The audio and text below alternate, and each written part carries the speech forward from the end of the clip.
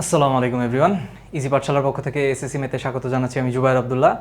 আজকে আমরা দেখব 13.2 এর 16 নম্বর ম্যাথ। তো চলো শুরু করি।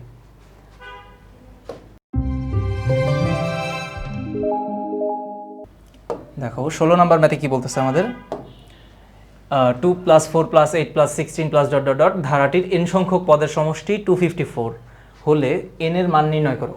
তার মানে আমাকে ধারাটা বলে দিছে, এই যে গুণোত্তর ধারা দেখো 2 + 4 + 8 + 16 +... এরকম ধারাটা বলে দিছে। n মানে কয়েকটা পদের সমষ্টি হচ্ছে, সমষ্টি কত 254। তার মানে এটা কিসের ভ্যালু? অবশ্যই এসএন এর ভ্যালু। এসএন এর ভ্যালুটা দেওয়া আছে, আমাকে বলছে এটা কত মানে কয়টা পদের সমষ্টি এটা। তার মানে আমার n বের করতে হবে, n এর ভ্যালুটা কত। আচ্ছা এখন খেয়াল করো, তাহলে আমি প্রথমে কি করব, a এবং r এটা বের করে ফেলবো। a = কত দেখো 2 প্রথম পদ, r এর ভ্যালুটা কত, যেহেতু গুণোত্তর ধারা দেখাই যাচ্ছে তার মানে কি অবশ্যই কি করব আমরা, r এর ভ্যালুটা যে কোনো একটা পদ ডিভাইড বাই তার পূর্ববর্তী পদ। ধরো তাহলে দ্বিতীয় পদ নিলাম আমরা 4, তার আগের পদ কত 2, তাহলে 4 / 2 মানে হচ্ছে 2 আসতেছে। তাহলে এটা কি এখন আমাদের চেক করতে হবে, এটা হচ্ছে r এর ভ্যালুটা কি 1 এর চেয়ে ছোট না বড়? অবশ্যই বড়। তার মানে 2 > কি 1। আচ্ছা এটা আমরা একটু সুন্দর করে দিই, এই জিনিসটা গ্রেটার দেন চিহ্নটা, এই 2 > 1। আচ্ছা যেহেতু r এর ভ্যালু, এবং এটা কেন জরুরি, কারণ হচ্ছে আমরা জানি কি সমষ্টির সূত্র কিন্তু দুইটা, একটা হচ্ছে এই যে a × r⁻n - 1 আর ডিভাইড বাই r - 1, আরেকটা কি 1 - r⁻n ডিভাইড বাই 1 - r। তো কখন কোনটা অ্যাপ্লাই করবো এটা কিন্তু আমরা জানি যে r এর ভ্যালু যদি বড় হয় তাহলে হচ্ছে এই যে এই ফর্মুলাটা অ্যাপ্লাই করবো, আর যদি r এর ভ্যালু ছোট হয় 1 এর চেয়ে তাহলে কিন্তু 1 - r⁻n ডিভাইড বাই কি 1 - r হয়ে যায়। তো আমরা যেহেতু এখানে কি আসছে আমাদের হচ্ছে 2 বড় আসছে, মানে r এর ভ্যালু বড় আসছে 1 এর চেয়ে, অবশ্যই কোনটা অ্যাপ্লাই করবো, যে এই ফর্মুলাটা।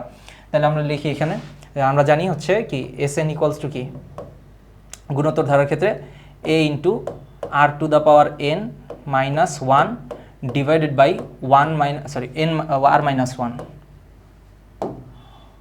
r - 1। এখন দেখো Sn এর ভ্যালু কত আছে, এই যে Sn এর ভ্যালু কিন্তু এটা 254। তাহলে আমি কত বসাবো লেফট সাইডে, 254 254 = তাহলে কত হবে, এর ভ্যালু কত দেখো 2, এখানে r এর ভ্যালু কত, r এর ভ্যালু কিন্তু 2। আচ্ছা 2n, n এর ভ্যালু তো জানি না, এর ভ্যালু আমাকে বের করতে হবে, তাহলে n এর ভ্যালু n রাখলাম আমরা, তারপর -1 নিচে কত 2 - 1। আচ্ছা বা এখন দেখো এখানে 2 আচ্ছা আমরা এই সাইডটাকে টোটালটাকে এই পাশে নিয়ে আসতেছি আর এটাকে ওই পাশে নিয়ে আসছি। এখন 2 - 1 মানে কি 1, নিচে 1 লেখা না লেখা একই কথা, তা আমরা উপরে পার্টটা জাস্ট লিখবো এবার। তাহলে 2 × 2n - 1 = কত 254।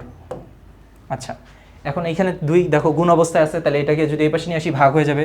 তাহলে বা এখানে 2 এসে ভাগ হয়ে গেলে কি হইতেছে, এখানে থাকতেছে 2n মাইনাস তারপর 1 = কত, এই যে 254কে 2 দ্বারা ভাগ করলে আমাদের আসে 127।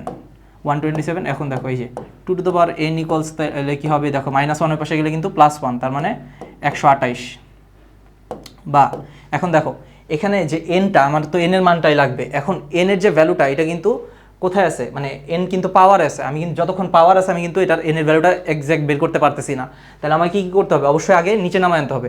এবং নিচে নামানোর মানে পদ্ধতিটা কি, আমি যদি এইখানেও বেস 2 আনতে পারি, এখানেও যদি বেসটা 2 বানাইতে পারি, তাহলে কিন্তু দুই পাশে বেস 2 আমরা সরাই ফেলতে পারবো। তখন কি হবে, ইজিলি n এর ভ্যালুটা চলে আসবে। তাহলে 128কে 2 কত লেখা যায় আমরা জানি, আমি কিন্তু এই প্রিভিয়াস ক্লাসে বলছি যে এটা একটু 10 পর্যন্ত একটু মাথায় রাখতে হবে আমাদের, তাইলে আমরা ইজিলি বের করতে পারবো। এখন তুমি এটা ক্যালকুলেটর চেক করতে পারো যে আচ্ছা 2⁷ হচ্ছে আমাদের 128 এসে, তাহলে এখানে লিখলাম 2n = কত লেখা যায় এখানে 2⁷।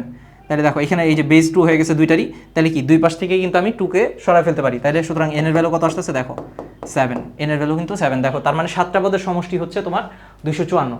সো এরকম ম্যাথ কিন্তু সিকিউতে আসে, সো আশা করি পারবা। ইনশাআল্লাহ দেখা হচ্ছে আগামী পর্বে। আসসালামু আলাইকুম।